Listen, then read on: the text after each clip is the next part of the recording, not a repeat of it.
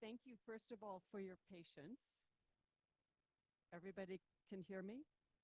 Okay, good, good. Um, so, yes, thank you for your patience. And with this being day zero, we are obviously testing out things and making sure that they're working well. And so, apologies for running late. So, this session is focused on the technical community safeguarding the internet you want. And it's quite an important topic because it goes to the underlying nature of the internet and how do we safeguard that for the future ahead. As we look to have this session, we wanted to focus in on how the internet works at its core, and in that regard, the role of the technical community in safeguarding that.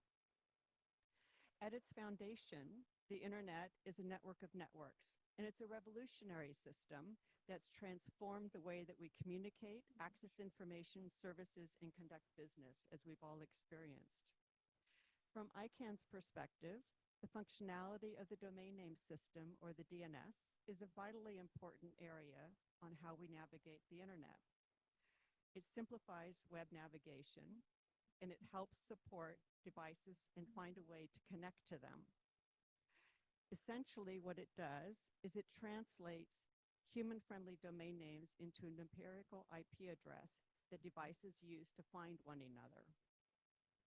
It's a simple form of seamless communication. And in this session, we want to explore this technical foundation through all the experts on the panel and explain the nature of the technical community itself. We develop together standards and protocol, allocate IP addresses and other resources, and oversee the coordination of the domain name system. The work is inherently multi-stakeholder and inclusive by its nature, both in how we are organized and how we collaborate. Today, we're joined by three groups of people from the technical community who are going to provide their insights. First, we have Olaf Kolkman, a distinguished title of principal at the Internet Society, ISOC, who's going to share how approximately 70,000 autonomous networks interconnect and interoperate to create the global internet we all use and know as the foundation of our information society.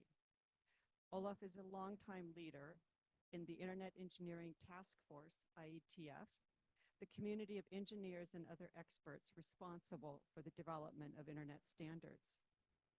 Next, we're going to hear from Uke Atale, Senior Marketing and Communications Officer at RIPE NCC, a regional internet registry. Uke will explain the process of connecting a network to the internet. She'll explain the role of IP addresses and other resources and how the global numbering system, the 5 regional internet registries, or RIRs, develop and manage policies for their regions. Finally, my colleague from ICANN, Fad, in charge of Stakeholder Engagement Director for the Middle East region, is going to provide an overview of ICANN's multi-stakeholder community and our role in coordinating the domain name system globally and the importance of our partnerships with organizations like the IETF, the Internet Society, and the RIRs, and others to maintain this global, interoperable, and secure internet that we all rely on. So with that, I'm going to hand it over to Olaf to begin. Yeah, thank you very much. And the idea was that I would have a graphic so that I can show you a little bit, and maybe that turns up. But without that, I'm going to try and explain the underpinnings of the internet anyway. So most people, when they go on the internet, they grab this device. Can you hold for 1 minute? We seem to have a Zoom room connection issue. So one second. Aha, a Zoom room connection issue. I'm sorry, everybody. It's day zero, and there seems to be a mismatch between the online Zoom room and the sound that we're hearing in the room. So if you'd give us 1 minute, please, we will get back to the IGF technicians are working on this, and we'll hopefully have an answer for you in 1 minute. If not, we will go back to where we were. Thank you. Yes.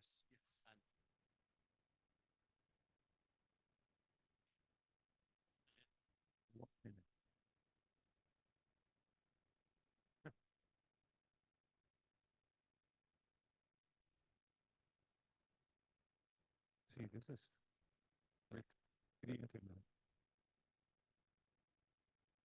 And then stop weeks.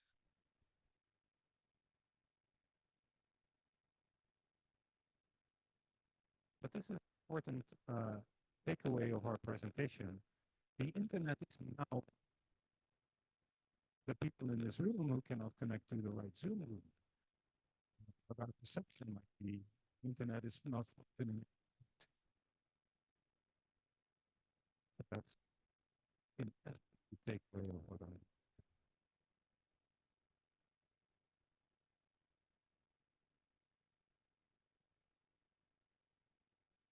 To say something. something.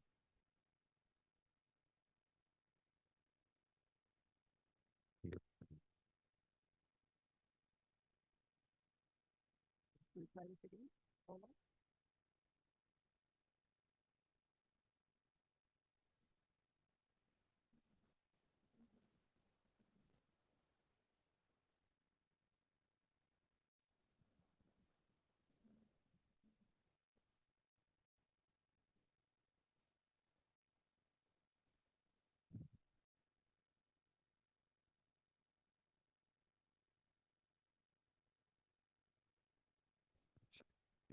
I have my head works, so I'm going to remove that. So I was saying, back to the internet. Usually we open an app, say Facebook or WhatsApp or a browser, and that's our experience of connecting to the internet. But that's not exactly what the internet is, if you would ask me. As a technologist who has been working on internet technology for a long time, to me, the internet is a network of networks that gives you a perceived notion of global interconnectivity. So you could see this as my phone connects to, when I connect to that big cloud, I have all the services that live in that cloud. But how does that cloud work? In fact, when I connect to a network, to the internet, I connect this room, you connect to a Wi-Fi network, the telephone number, and there you are. Suddenly, well, you are connected to the network that is maintained here at the IG. And you connect, you get right? That is uniformly on the whole of the internet so that you can communicate to any other thing that is connected to the internet. And you will talk about how those address is connected. You can't hear me? Okay, good. However, the network that we have here has handed you an IP address and will know how to connect to other networks that are near to it. And the networks that are near to it will connect to other networks. And so we have 70,000 networks that independently operate to give us global connectivity. And the magic of all of that is open standards. The magic that makes that work are open standards and interoperability. Those and IGB interoperability are created by a number of standards organizations, of which one is the IETF. Ah, beautiful. I can take a sketch and start sketching. So we would perceive the internet as one big cloud. I, as a user, with a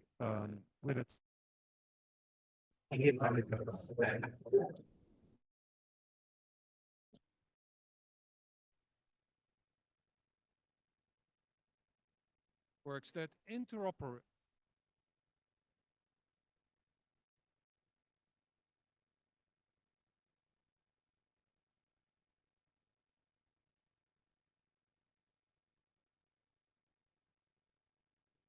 Perhaps the headsets are disconnecting. It is the headsets. Okay.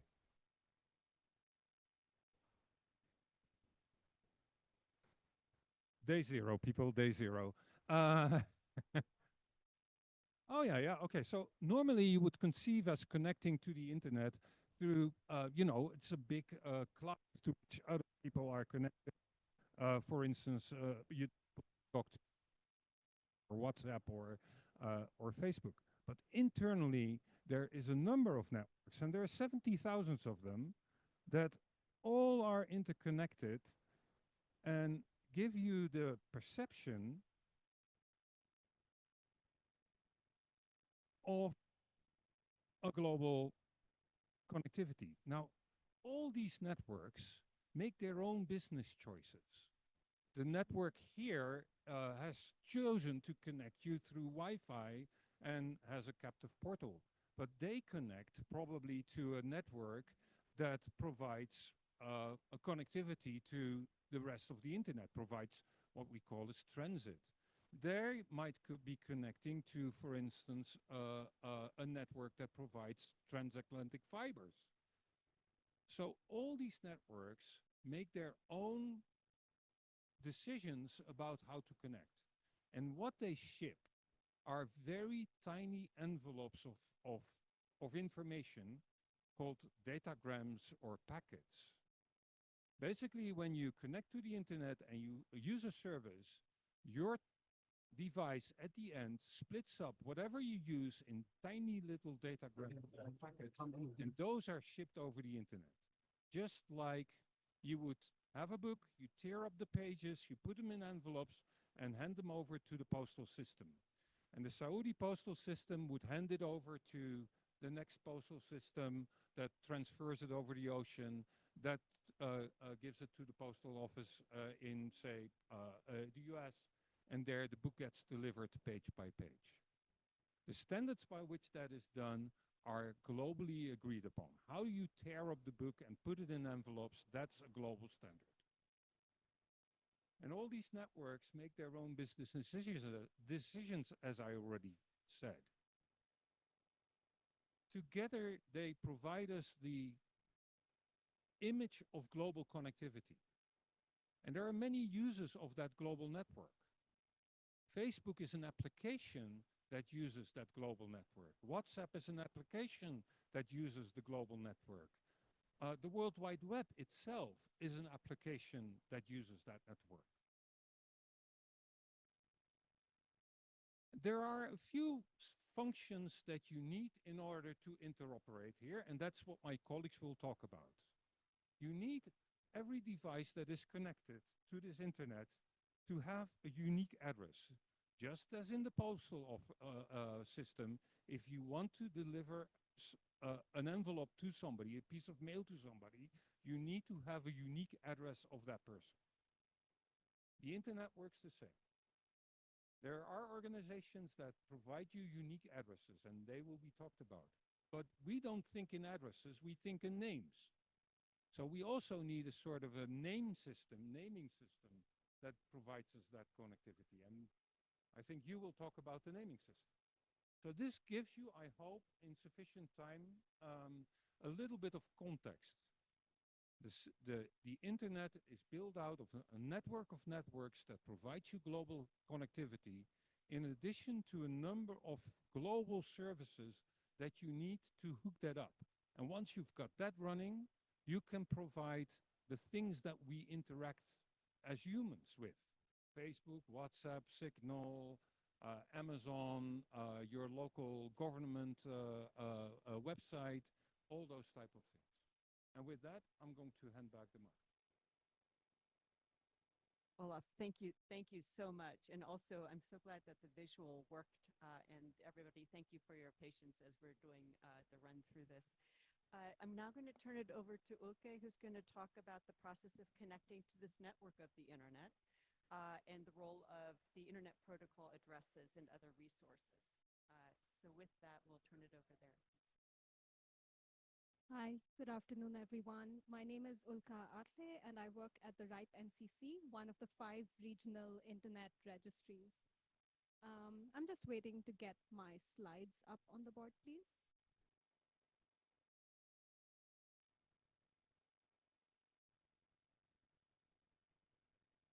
Well, I can start talking a little bit about what I'm going to explain in my presentation. I luckily have my slides here, but you'll see them in a minute. Day zero, people, as we're hearing. Um, so as Olaf mentioned, the internet is a foundational network of networks. And from the regional internet registry or technical community perspective, the internet is something that's distinct from the World Wide Web. In our daily experience as users, as you know, if you can't get a message on WhatsApp, you say the internet is down, but it could just be WhatsApp that's not working, or you can't connect to a website. And again, it's not the internet that's down, but your access to a part of it. So, huh, some, I don't hear myself anymore. Can you hear me? Great, then it's just my headset that's dropping out. So as you can see in what will be my first slide, the internet and the web are two different things. And from the RIR perspective, the web is one of many different applications that runs on this foundational network of networks, one of the 70,000.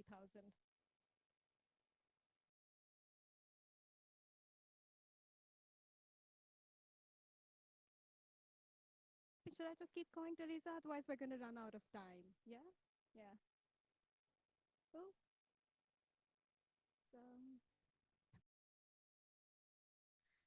so let me explain, now that we're a bit clear on what we mean by internet and we don't mean the web, because you're going to keep hearing this with regional internet registries, RIRs, internet number resources.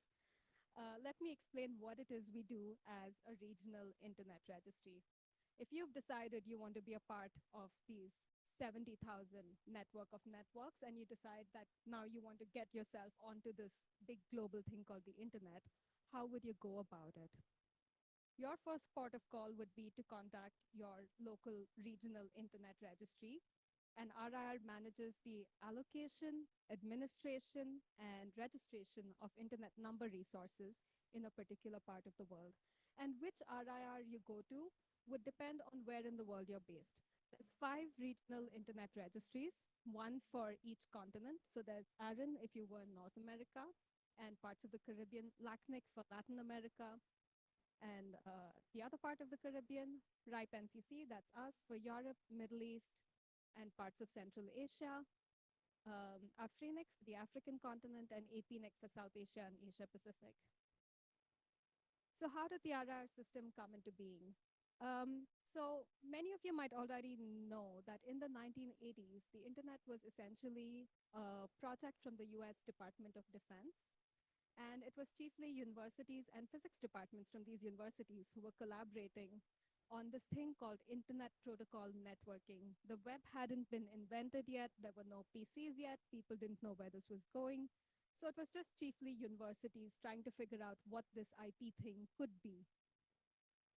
The US Department of Defense handed over the management of this to, well, one of the universities, saying, well, it's chiefly universities working on it. You guys look after this yourself. Please stop bothering us about this.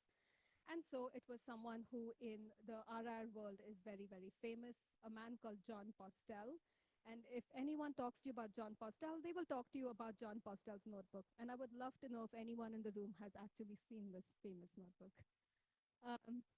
This notebook is famous because when John Postel was approached by universities and other groups asking for IP addresses, this new IP thing, he would write down, lovely, we have slides. So here you see the map of the 5 RIRs, and that's us, RIPE NCC. Saudi Arabia is also a part of our service region. And here we are, with John Postel. So, John, I don't hear myself anymore. It could be my headset, but if you hear me, perfect. So John handed out IP addresses, and he would write down in his notebook who he gave the IP addresses to. This was in the 1980s, I would say. But then this IP networking thing just kept getting bigger and bigger and bigger. And at some point, it was too much. So he stopped using just one notebook, and he formalized it in the form of the Internet Assigned Numbers Authority, IANA, which still exists today. And gradually, the RIR system came into being. RIPE NCC was the first RIR, which was set up in 1992. And then they spun off the management of domain names away from the management of IP addresses, and Fahd will be talking about that. So what is it that RIRs actually do? We manage the distribution of internet number resources, and by that we mean IP addresses and autonomous system numbers. We maintain the registry of directory services, including whois. There is a thing called whowas, the routing registries. We provide reverse DNS. But that's not all the RIRs do. We support internet infrastructure through technical coordination. And this is super important, right? Through 5 continents, 70,000 networks, all of which need to keep talking to each other. Otherwise, the system starts to fall apart. We also provide some security features like resource public key infrastructure. And above all, when we work with the support of our local communities. Local means, well, a continent in our terminology.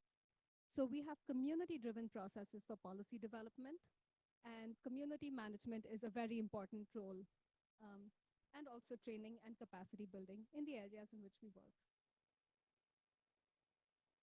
Shall we go? I'm going to give it a second. Could I have the next slide, please?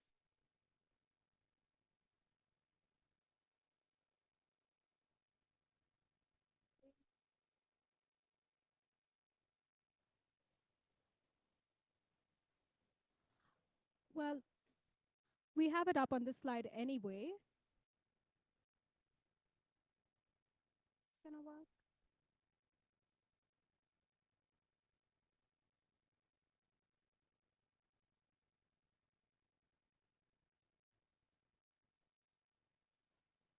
Yeah, okay, I'm just gonna keep going and not hold us up. I was just gonna give you a quick overview of an IPv4 and an IPv6 address. Great, we have the next slide. Could I have the next one as well, please? There we go. So when we talk about internet number resources in the RIR world, we're chiefly referring to IP addresses. There are 2 kinds, IPv4, IPv6, or an autonomous system number. So when Olaf was drawing his circles that are connecting to one another, that is usually referring to an autonomous system which contains IP addresses or prefixes within it. So these are the internet number resources that an RIR registers. So where would you get, how are these resources registered? So IP addresses are registered hierarchically. And by that, we mean that IANA manages all the IPv4 space and a part of the IPv6 space. And IANA hands over a block of IPv4 or IPv6 addresses to a regional internet registry. And on my slide, you see RIPE NCC being used as an example. RIPE NCC then further allocates these IP addresses to what we, in our terminology, call a local internet registry.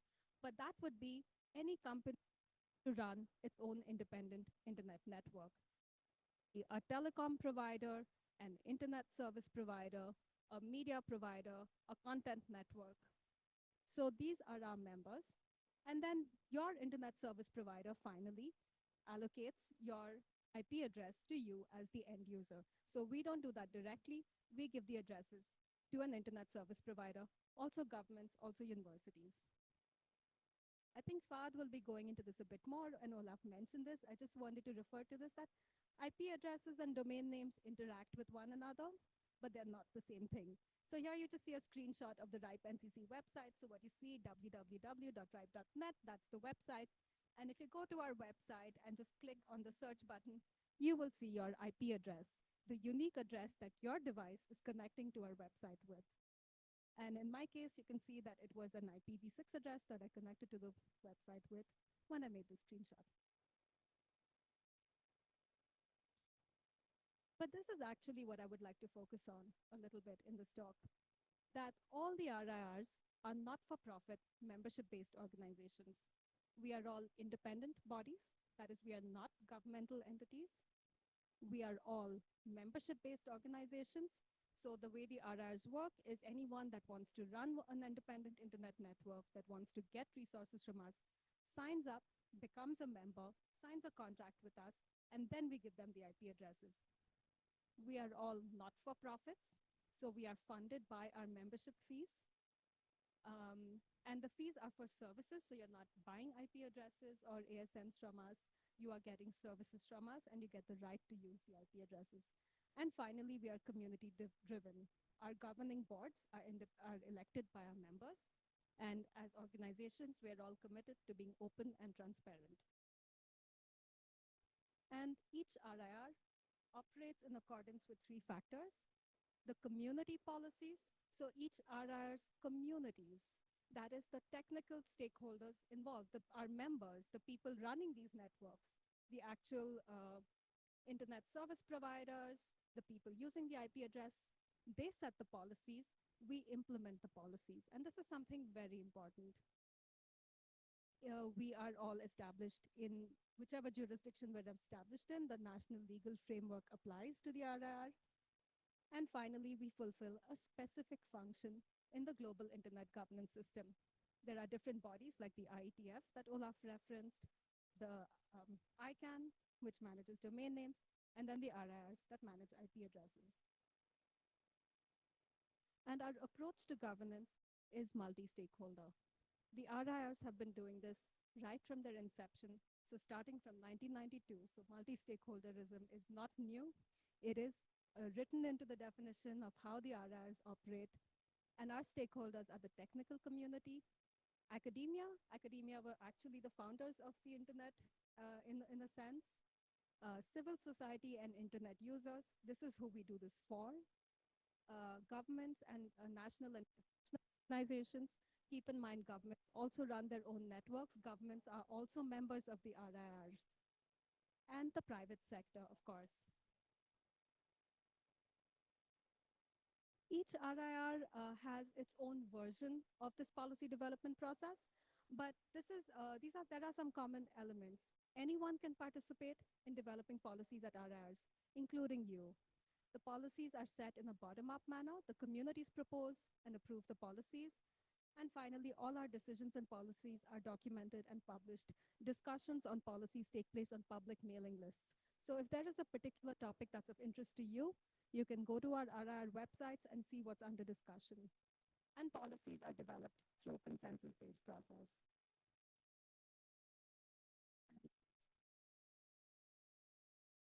Who want to participate? I've given a couple of examples from RIPE NCC. You're thinking, okay, this looks interesting. How would I even get started? I might not have a technical background. We have an online academy. This is free. You just need to make an account. We publish a lot of research and articles on our websites on labs.ripe.net. And if you have any questions, we have a booth. We'll be there all week. And you can find your local internet registry. Thank you. I have a small two-finger. The notebooks of John Postel. John Postel was a modern guy. He used to maintain his stuff in computer files. So there are no physical notebooks, of course. I think it's metaphorical, but yeah. I thought there was an actual notebook. I've heard so much about John Postel's notebooks. I've been misinformed. Yes, I've had the same visual of just some books that were there. So absolutely. Okay, thank you so much. You've really highlighted an important aspect also to this conversation, that the inclusive nature, which we call multi-stakeholder, is inherent to the IETF. It's inherent to the RIR community and the governance around that. And I think that's an important aspect on how one operationalizes things in a reality and make it function. With that, I'm going to turn it over to my colleague Fahd to talk about the domain name system, the other element of this addressing system. And Fahd, over to you. Thank you, Therese, and good afternoon, everyone.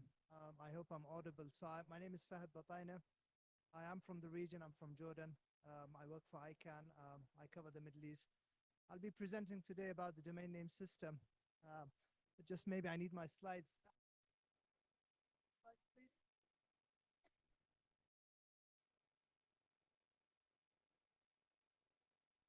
My slides, please. So they are called DNS. In the meantime, you might have noticed the word governance and so on and so forth. But the reason why we do this is to maintain interoperability. We need coordination on IP addresses so that they are unique. And that coordination is done in a bottom-up fashion by the stakeholders that coordinate to make this network run. The standards development is done bottom-up by the stakeholders who need this to get stuff working on the internet. And I think that what Fahad will say is that we need coordination to make sure that those DNS names that he will be talking about are unique. Sorry for filling up the time with some additional. Thank you, Olaf. So my slides are up now. So ICANN stands for the Internet Corporation for Assigned Names and Numbers. Can you hear me? We play a coordination role. So we don't regulate, we don't run the internet. Of course, there is no one organization that runs the internet. We play a coordination role. We coordinate with many active players in the domain name industry, whether, my clicker please, whether technical or non-technical.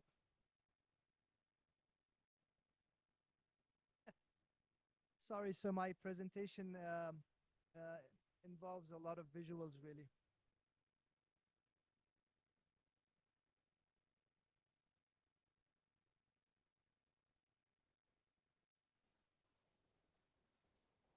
Okay. It's working, thank you. So ICANN plays a coordination role. We are into the coordination of mostly domain names. Of course, my colleague Ulka spoke about coordination in the numbering world. Of course, Olaf spoke about protocol development at the IETF and others. So there are technical organizations, and ICANN is considered one of the technical organizations that are into the internet governance ecosystem. But then also the internet is not just technical. There are many other non-technical players who are responsible for different elements of the internet. ICANN has a very unique model of governance that consists of three key entities or components. So at the heart of the ICANN ecosystem is the ICANN community. The ICANN community is a group of volunteers from across the world, thousands of volunteers, who are really keen and eager to drive policy development of the Internet's unique identifier systems forward. We also have the ICANN board of directors, and inside this room we have a number of esteemed board members whom you can talk to. And then, of course, there is ICANN, the organization. We are a little bit over 400 staff members working on different elements of ICANN's work. Our multi-stakeholder model is bottom-up in a sense that when policies are developed, it's really the community who puts these policies. And once they are final and approved, they are executed and implemented. It's very different to the top-down approach where a policy is developed and then it's enforced on its citizens. Now, what's the role of domain names? Why do we use domain names? So domain names really, so an IP address is always behind a domain name.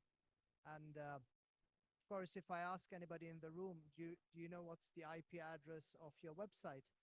I'm sure very few of us, if maybe none of us, knows what's the IP address of any website, whether google.com or intgovforum.org or whatever. And that's why we use domain names. So domain names are easier for us to remember. We can remember names. It's even tougher for us to remember numbers. And the good thing is that behind one name, you can have several IP addresses, whether IPv4 or IPv6, and I'm not going to get into those details. This is how a fully qualified domain name looks like. So we start at the top, which is the dot. So this is called the root server system. This is where all DNS translation starts, and I'll be explaining in a while really quickly using cartoons how the domain name system actually functions. Now below the dot is a top-level domain, com, net, SA, you name it. Of course, there are thousands of top-level domains, whether generic or country codes. And under a top-level domain that we select, we can register a domain name under it according to the policy of that top-level domain. And then, of course, once we have the domain name, we can register as many subdomains as we wish. Of course, there has been an expansion to the top-level domain name space. So today you can find top-level domains of more than 3 characters. You can find top-level domains in local languages. So here in Saudi Arabia, they have .as-Saudi in Arabic. And of course, there are many, you can find top-level domains in Cyrillic, in Chinese, in Japanese, you name it. And this is really, and now I'm really getting a little bit technical, but I'll try to keep it extremely easy to understand. So these are the different components of the domain name system. And maybe I'll take a pause here and inform everybody in the room that there is a difference between a domain name and the domain name system. So the domain name system is really the technical part of things, whereas we as human beings, we register a domain name, so google.com or maybe igf2024.sa. So these are domain names. Now, the different components of the domain name system include authoritative name servers, and they have the authority to provide answers. We have the recursive resolvers, and this is, and I'll explain in a while what recursive resolvers are all about. We have caching resolvers. So like in any other system or any other IT system, the DNS also has this caching facility.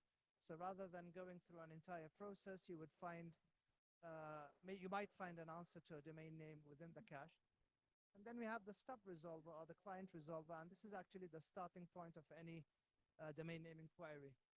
So I'll show a really quick demonstration in a very easy manner on really how a domain name resolution starts. So if you look at the bottom left, we have a stub resolver. So every device has a stub resolver. Your laptop has a stub resolver. Your phone has a stub resolver. You fire up a web browser and you type in a URL, example.com, www.example.com. Now, what happens is that the stub resolver would send this query to the nearest recursive resolver. So probably your ISP has a recursive resolver in-house, or maybe they have it through one of the other providers. But your stub resolver would send your query to the nearest recursive resolver, which is maybe for your ISP. And it asks the question, what's the IP address of www.example.com? Now, the stub resolver would say, well, I don't know, and I don't have it in my cache. So let me go and ask the root server system. And so it goes and says to the root server system, what's the IP address of www.example.com? The answer comes back and where it says, I don't know. But here is the name server of the .com server. So the recursive resolver sends the same question to the .com server, which is named here c.gtldsservers.net. And it says, what's the IP address of www.example.com? Now, the .com server says, I don't know. But here is the name server of example.com. And by the way, there is a difference in this example between example.com and www.example.com, just to be clear here. Now, the query goes again by, so the recursive resolver sends the same question to the example.com server, to the name server, and it says, what's the IP address of www.example.com? And actually, ns1.example.com has the answer, so it sends back the IP address to the recursive resolver, and the recursive resolver sends it back to the stub resolver, and we actually have the IP address of www.example.com. So as you can see, the recursive resolver is at the center of this entire domain name query thing. Now, of course, if you have a cache, the stub resolver would send the question to the recursive resolver. The recursive resolver would find it inside the cache, and then the cache just sends back the answer. So that was really quickly how the DNS functions from a governance standpoint and from a technical standpoint. Thank you. Back to you, Teresa.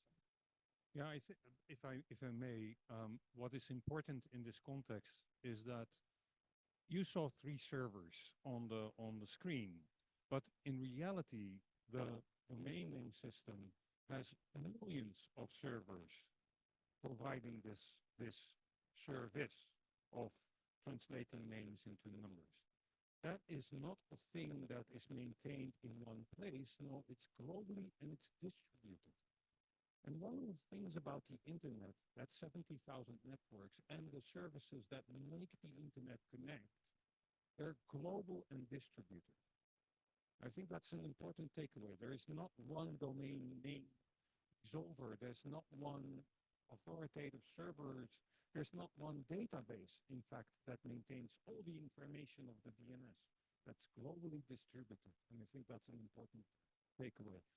Globally distributed and locally maintained. And adding to that is why it's so resilient. A connectivity issue is not whether the system is working, the addressing system. It's actually about whether you have access to that system itself where the challenges lie. So I think it's a great observation. Exactly. I'm cognizant of time. We have about another 10 minutes. I realize that we had some glitches to start with. But first, I think maybe I turn it over to the floor or to the virtual participants to see if we have any questions. Otherwise, I have some questions for the panelists. Any questions from sir, please? I want to ask you one question about the IPs. You say each one should be unique IP address. So how do we manage using our private network? How those transactions are being done?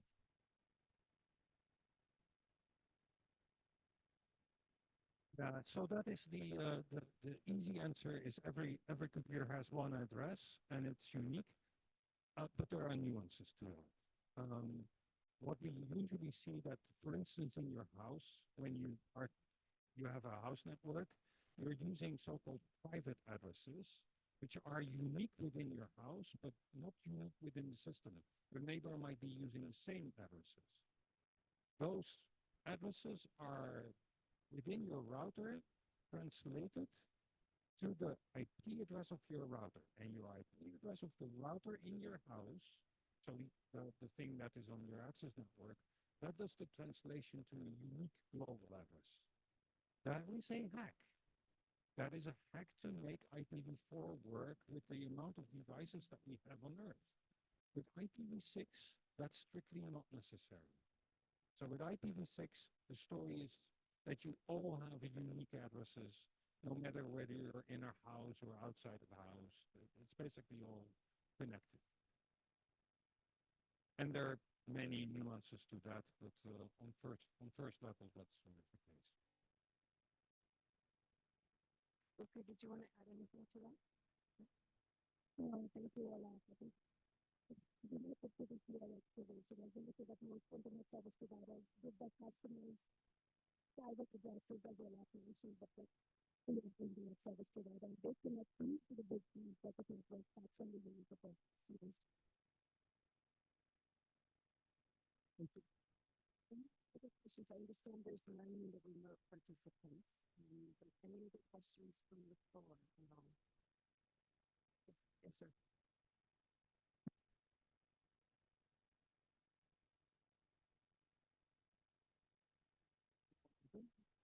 From Bangladesh, from Bangladesh.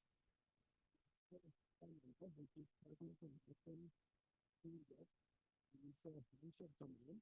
So we are now working for cyberbullying to protect from Bangladesh, and now we're working for the global. The question is actually how can we place in the domain from in the Indian if they are using dynamic IP or something that kind of thing. How can we solve the issue for when we are facing any kind of facing any kind of issues or something?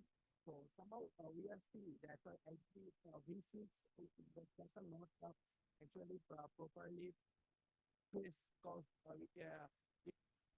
if they are sharing this IP, so it's not the question actually. I think that's a question for the persons maintaining IP address systems and Over to the two of you. So it's a fair question. That's a very important question. And actually within ICANN, there is a lot of work within the ICANN community and the contracted parties to combat and really mitigate and even reduce DNS abuse and misuse, which we call DNS security. Now, to your specific question, there are several tools out there that can actually help get more information on any domain name. So there is, for example, the WHOIS. So the WHOIS data can give you some data about the domain name itself. Of course, before GDPR, you could get much more data. Now, after GDPR, it's much more limited. But then there is still a mechanism where you can actually ask the registrar for that information. And it's a longer discussion, really. Now, the other part about knowing about the more, technical aspects of a domain name, you can always look at the zone file of a domain name. So if you do a simple MS lookup, it gives you more information about the domain name. So there are many times in the time to live and start of authority and when was the last time the domain name was updated and so on and so forth. Sometimes by analyzing the data, you can get some sense of what the domain name is. Now, it's also reputation block lists that actually solicit bad domain names, of course, in addition to many other things. So those are good places also where you can maybe obtain some information about the domain name. Talking to your local law enforcement agency can help you. And of course, when it comes to the domain name aspect, you can always talk to ICANN. We can maybe get you in touch with one of our experts who can maybe help you or even point you on what you can do actually.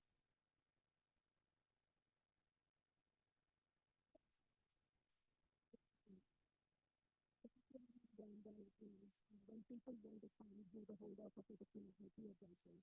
As I mentioned in the presentation, as at the registry, we maintain a database of all the IP addresses that we allocate. But in the diagram that I showed, that we allocate IP addresses usually to big organizations like an internet service provider. So when there is a case of abuse within the right database, the registry, we have a contact called an abuse callback. So every network operator that has IP addresses from us is supposed to maintain an up-to-date email address on which you can contact them when there is abuse originating from a particular IP address. In other databases, our visibility stops organization that we put the IP addresses to. So if you are on a particular Wi-Fi network, a big company, a big telecom company, that's who your internet service provider is. And when you query the database, when you query the IP address in the database, you will see that like NCC or if you're in Bangladesh, it's more likely to be AP, those IP addresses to X company. And you will be able to see the abuse contact information of this company. And that is who you would need to get in touch with. Because if you contact one of the others, we say we know these IP addresses are being held by this telecom company or that internet service provider. But we don't know who every single customer is. It would be every person you know, so that you have working visibility. I feel your pain.